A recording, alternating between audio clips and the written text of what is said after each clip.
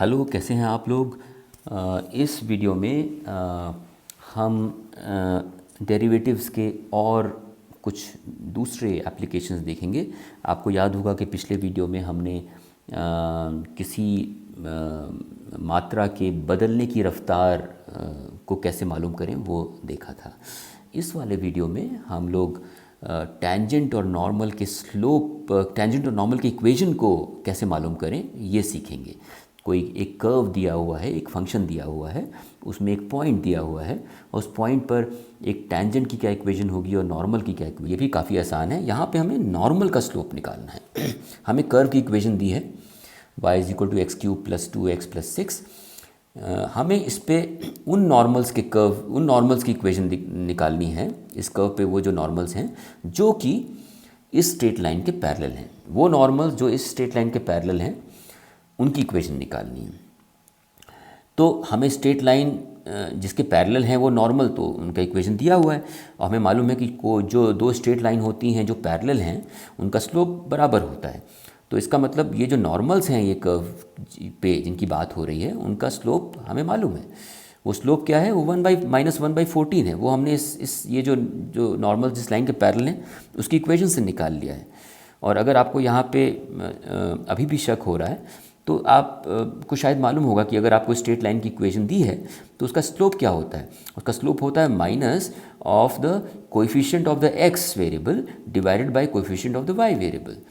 और अभी भी अगर आपको थोड़ा सा शक है तो आप बेसिकली इसको डिफ्रेंशिएट कर सकते हैं। इसको आप जो है दोनों साइड का आप d/dx ले लीजिए और उससे आप जो है dy/dx निकाल सकते हैं और आपको जो है वो ये मिल जाएगा आसानी से -1/14। चलिए अब आगे चलते हैं। अब जो है हमें स्लोप मालूम हो गया नॉर्मल्स का, तो इसका मतलब हमें अब जो है ये वो पॉइंट निकालना है। कोई एक पॉइंट मिल जाए नॉर्मल पे तो हम उसकी इक्वेशन निकाल सकते हैं। तो वो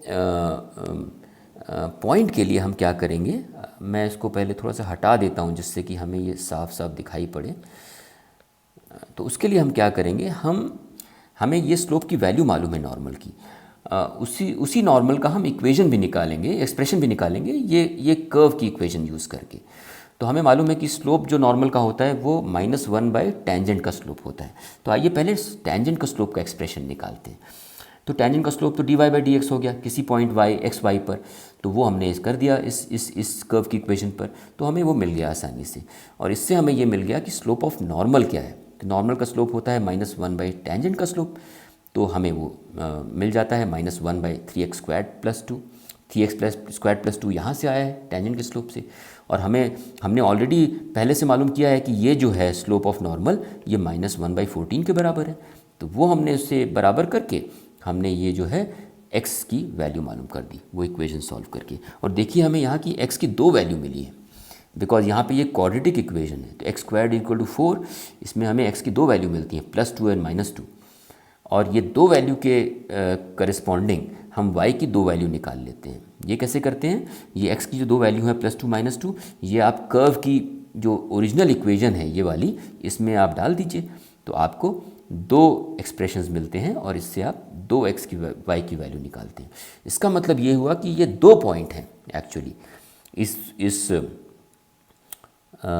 इस कर्व पर। ये दो पॉइंट हैं जहाँ पे इस कर्व पे जो नॉर्मल हैं वो पैरेलल हैं। उन दोनों नॉर्मल्स का स्लोप -1/14 है। और अब जो है हमें यहाँ पे दो इक्वेशन बनानी पड़ेंगी। तो एक इक्वेशन जहाँ पे नॉर्मल का स्लोप -1/14 है और वो इस पॉइंट पे 2,18 पॉइंट पे इसको काट रही है, इस कर्व को, इस पे नॉर्मल है। और दूसरी नॉर्मल जिसका स्लोप वही है -1/14, लेकिन वो ये दूसरे पॉइंट पे इस कर्व को काट रही है। उस पॉइंट के कोऑर्डिनेट है -2, -6। तो जब हमने ये दो इंफॉर्मेशन स्ट्रेट लाइन की इक्वेशन में डाली तो फिर आपको वो दोनों नॉर्मल्स की इक्वेशन मिल जाती है।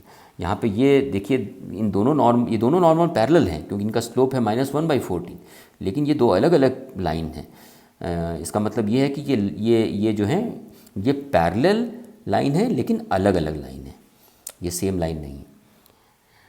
तो मुझे आशा है कि आपको यहाँ तक समझ में आ गया और ये काफ़ी आसान लगा। और अब हम जो है इसको यहाँ समाप्त करते हैं और मैं आपसे अगले वीडियो में फिर मिलूँगा। Okay, good bye.